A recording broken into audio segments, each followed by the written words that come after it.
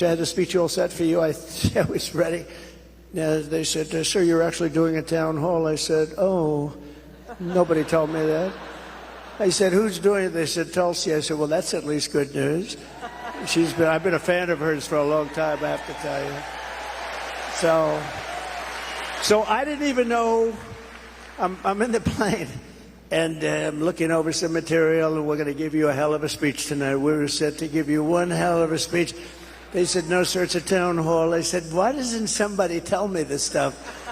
And I don't even have any idea who we're doing it for. I don't know. Is it for a network or what? I see a lot of television all over the place. Not sure if it's a good look for Donald Trump to immediately tell an audience that he had no idea what he was doing at his town hall event, or that Tulsi Gabbard would be conducting it for him. It made the event ripe for him to randomly touch on some of his favorite nonsense lines. You take a look at bacon and some of these products, and some people don't eat bacon anymore. And we are going to get the energy prices down. When we get energy down, you know, this was caused by their horrible energy wind. They want wind all over the place. But when it doesn't blow, we have a little problem. So people aren't eating bacon because of windmills. I'm guessing windmills were going to be a staple in this speech that he was preparing for while staffers were trying to tell him that it was a town hall event.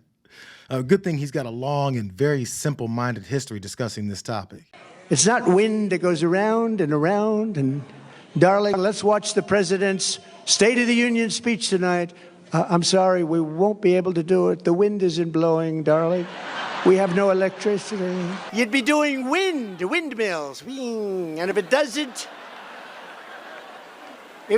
blow, you can forget about television for that night. We have no electricity, darling. We won't be able to watch tonight, but perhaps sometime during the week it will be blowing and we'll be able to get our television on. Darling, I want to watch television. I'm sorry, the wind isn't blowing.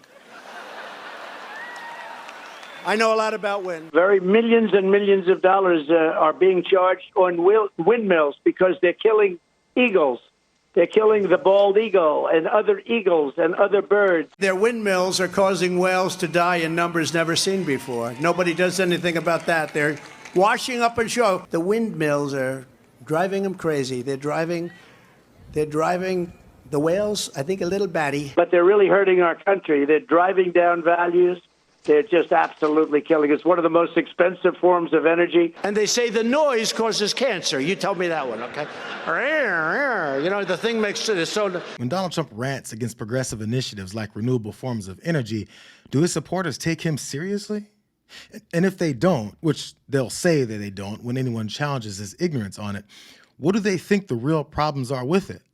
The real reasons that he's against developing it? Because if they ask themselves this, they might realize that the same jokes that he delivers on them for 9 years straight are meant to keep them from knowing about the fossil fuel industry paying him to support them. He's got thoughts on climate change, too. Words, climate change, because that takes care of everything. Climate change. The climate's changing, but according to them, we're all going to be gone in about, what do we have, 3 years left? They had 12 years, remember? So in about 3 years, let me tell you, we do have a problem, though.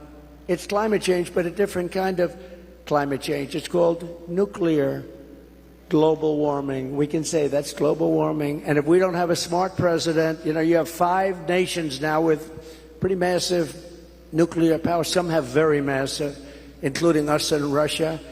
China's behind, way behind, but within 4 or 5 years they'll catch up. And we don't want them to catch up. Look, the biggest problem, in my opinion, the biggest problem our country has, the biggest problem the world has, is nuclear weapons. They are a destructive force, the likes of which nobody has ever seen before. You ever notice that when Trump can't come up with a real-world scare tactic to dissuade supporters from considering reality, he just goes with the likes of which no one has ever seen? He did it with his criminal activity, and now with nuclear warfare to downplay the climate change. He said they're a destructive force, the likes of which no one has seen before. But there are a couple cities in Japan that have definitely seen it before. Even though he forgot about those, he's still got a plan to stop this unprecedented event. It's important that people understand what kind of leadership you bring, what you will do to stop this slide towards nuclear war and World War III, so that we can feel hopeful again. Well, thank you. So, Viktor Orban, a very strong leader from Hungary, Prime Minister of Hungary, They asked him recently about what's the problem in the world. A few years ago, during my term, we had we didn't have Israel being attacked. We didn't have Russia attacking Ukraine. And they asked him, why is it so bad now? The Middle East is on fire. So many places are on fire, and there are plenty places that could very well and very quickly catch on. What's the problem? He said, you have to bring Trump back as president of the United States. You will have no problem. He single-handedly kept things, and it's true. And I could do it with telephone calls by being smart. But literally, he said, you have to bring Trump back. What Trump will say on those magical phone calls remains a secret. We just have to trust that they'll be as perfect as his phone calls to election officials to illegally find him some extra non-existent votes. And we can rest easy knowing that authoritarian leader Viktor Orban has thrown his full support behind Donald Trump's candidacy. Why is telling everyone that dictators want you in office a flex for MAGA?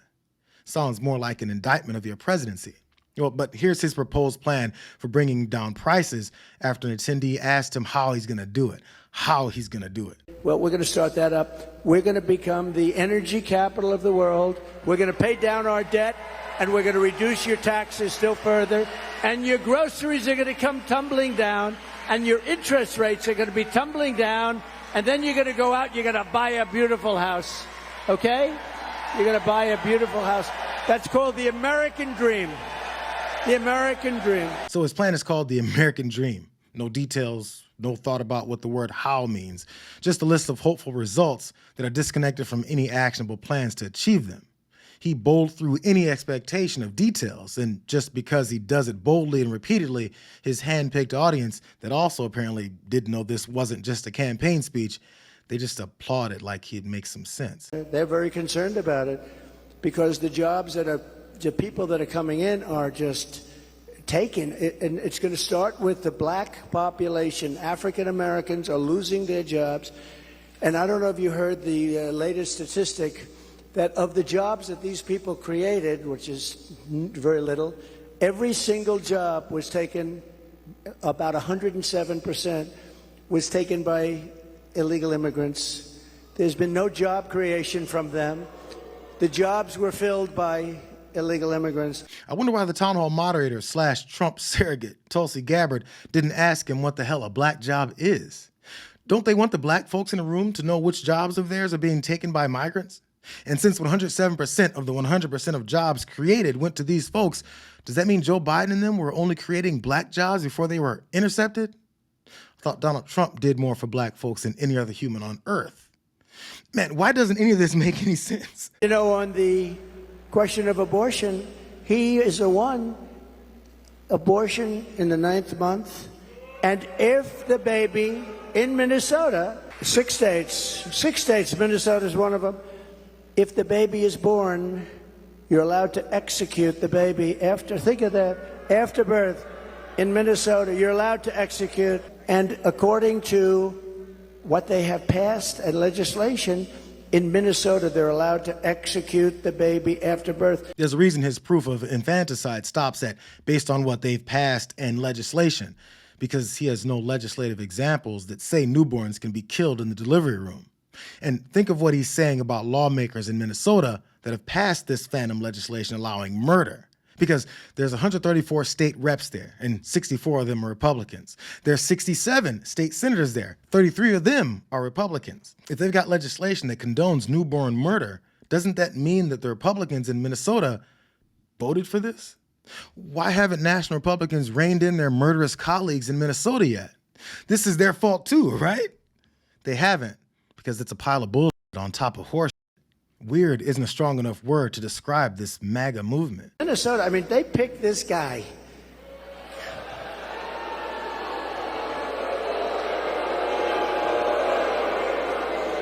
He is weird. Right? He's weird. I'm not weird. He's weird.